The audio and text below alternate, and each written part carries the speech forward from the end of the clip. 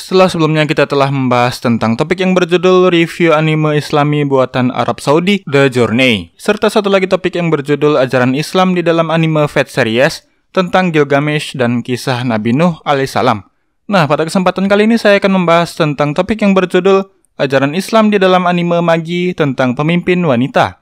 Oke, tanpa berlama-lama lagi, mari langsung saja kita kupas artikelnya.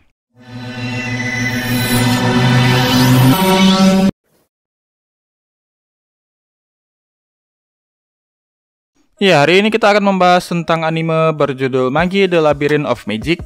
Seperti yang diketahui bahwa anime ini memang terinspirasi langsung dari sebuah karya epik sastra peradaban Timur Tengah yang sudah sangat terkenal di seluruh dunia selama berabad-abad, yaitu Arabian Nights alias Kisah 1001 Malam. Tak mengherankan jika anime ini sangat kental sekali dengan nuansa Arab dan India, mulai dari nama para karakter-karakternya hingga pakaian yang mereka kenakan. Dan juga di dalam anime ini kita dapat menemukan arsitektur-arsitektur yang sangat mirip sekali dengan bangunan masjid dan juga Taj Mahal yang merupakan bangunan yang dibangun di masa peradaban Islam di masa kekuasaan kerajaan Mughal di India. Namun walaupun tema yang diambil adalah tema tentang kisah 1001 malam, dari segi alur cerita, anime ini bisa dibilang sangat jauh berbeda dengan alur cerita kisah epik tersebut. Anime ini justru menawarkan kisah petualangan yang penuh dengan intrik politik, peperangan antar negara dan juga pertarungan ilmu sihir. Dibalut dengan struktur cerita yang mencirikan bahwa anime ini adalah anime shonen, seperti adanya heroin dan juga nakama. Kisah di dalam anime ini sendiri berpusat pada kisah sang karakter utama yang bernama Aladdin, yang merupakan seorang magi yang diutus ke bumi. Magi sendiri di sini dikatakan sebagai seorang yang diutus untuk memilih seorang raja di suatu negara. Setiap negara di dalam anime ini memiliki maginya masing-masing.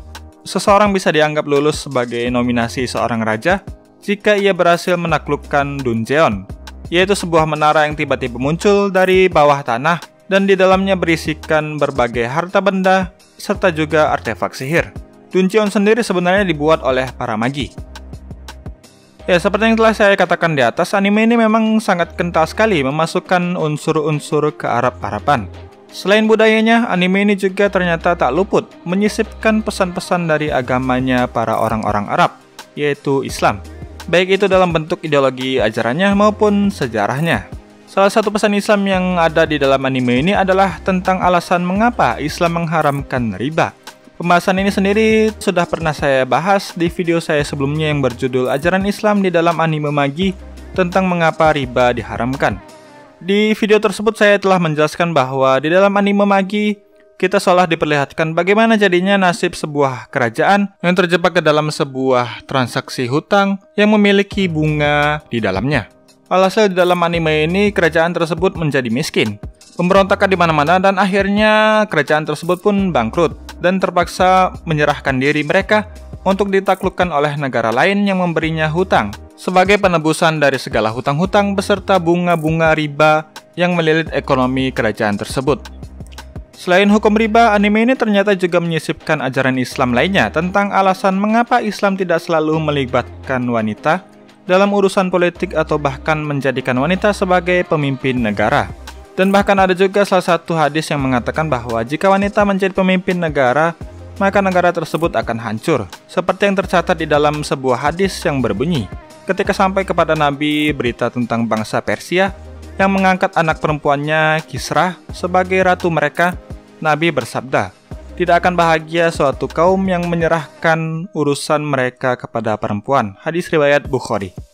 Ya, walaupun hadis tersebut masih menjadi bahan perdebatan bagi beberapa ulama, namun kita harus mengakui dan bersepakat bahwa Rasulullah SAW sendiri tidak pernah melantik seorang wanita menjadi komandan pasukan maupun jabatan politis lainnya. Bahkan di beberapa hadis juga dikisahkan bahwa ketika Aisyah meminta izin kepada Rasulullah SAW untuk dapat ikut bersamanya ke medan jihad, Rasulullah SAW melarangnya dan mengatakan bahwa jihad kalian adalah haji.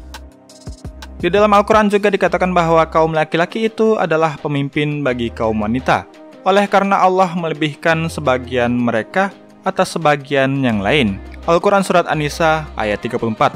So, jika kita bisa menyimpulkan dari dalil-dalil di atas, Bisa dikatakan bahwa menurut Islam, para kaum wanita tidak diwajibkan menjadi seorang pemimpin dan jabatan apapun yang setingkat dengan itu di dalam sebuah kelembagaan. Namun meski begitu, kaum wanita tetap bisa menjadi wakil pemimpin ataupun jabatan lainnya, selain pemimpin tertinggi di dalam sistem kelembagaan tersebut, baik itu lembaga politik negara maupun organisasi. Karena dalam sebuah kisah pernah dikisahkan bahwa Umar pernah melantik salah satu wanita bernama Ummu Ashifah menjadi kepala pengawas pasar Madinah. Pertanyaannya adalah, apa akibatnya jika seorang wanita menjadi pemimpin tertinggi dari suatu negara?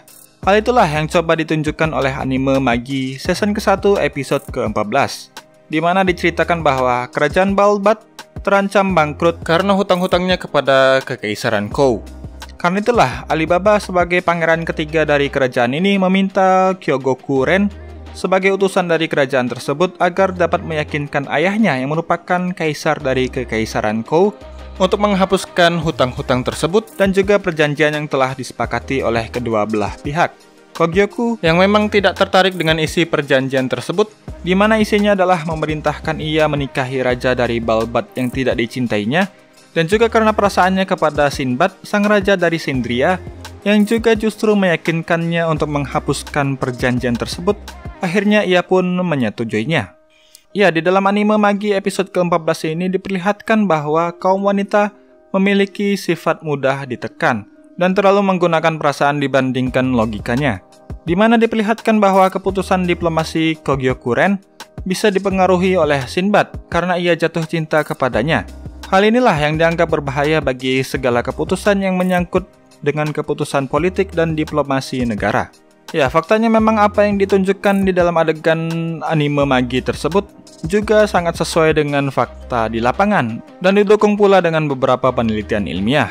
Dikutip dari laman halosehat.com dan juga nationalgeographic.go.id, dijelaskan bahwa wanita lebih banyak menggunakan perasaannya karena mereka lebih sering menggunakan otak kanannya dibandingkan kaum pria yang justru lebih banyak menggunakan otak kirinya. Di dalam sebuah penelitian yang dilakukan oleh University of Basel of Switzerland, terungkap bahwa pada otak anak laki-laki memiliki volume insula anterior atau volume materi abu-abu yang tumbuh lebih besar pada bagian yang menyebabkan perilaku kurang peka terhadap perasaan dan emosi. Ya, berdasarkan penelitian-penelitian di atas dan juga jika kita melihat adegan di dalam anime Magi episode ke-14, bisa ditarik kesimpulan bahwa alasan mengapa di dalam Al-Quran dikatakan bahwa kaum pria adalah pemimpin bagi kaum wanita menjadi sangat masuk akal. Dan hal ini juga menjawab pertanyaan mengapa di dalam sejarah Rasulullah SAW tidak pernah sama sekali menunjuk wanita sebagai pemimpin politik maupun pemimpin di medan perang. Hal itu bukan dikarenakan Islam mendukung diskriminatif terhadap kaum wanita, namun melainkan hal itu dikarenakan Islam lebih mengetahui peran dan porsi masing-masing dari setiap makhluk yang diciptakan Allah Subhanahu wa Ta'ala. Ya, memang benar, alasan sebenarnya dari semua hal itu adalah karena kaum wanita adalah kaum yang bisa dibilang baperan, alias selalu menggunakan perasaan dibandingkan logika dalam memutuskan segala kebijakan, baik itu kebijakan politik maupun kebijakan pribadinya.